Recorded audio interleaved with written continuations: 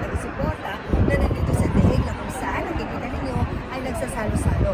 Ang mga abogado naman ng mga biktima, kampante na sapat ang ginawa ng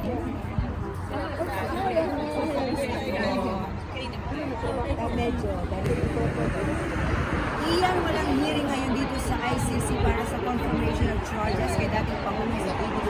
Mga abogado na surreal itong pakiramdam na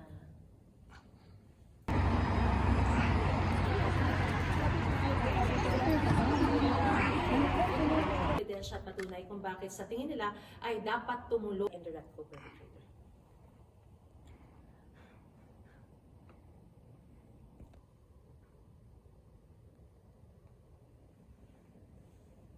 Ng mga biktima ay sinabi nila na inaasahan nila. Iyan walang hearing ngayon dito sa ICC para sa confirmation of charges kay dating Pangulong Rodrigo ng mga taga-suporta na nandito sa Deheg na kung saan nakikita ninyo ay nagsasalo-salo. Ang mga abogado naman ng mga biktima, kampante na sapat ang ginawa ng ang mga ebidensya at patunay kung bakit sa tingin nila ay dapat tumuloy sa trial proper si dating Pangulong Rodrigo Duterte para sa mga kinakaharap niyang crimes against humanity of murder and attempted murder bilang indirect co-perpetrator.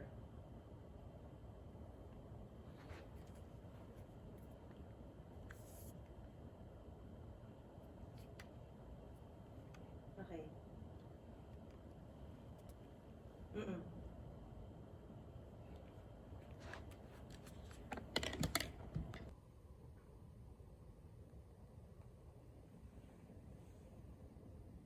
Indirect co-perpetrator.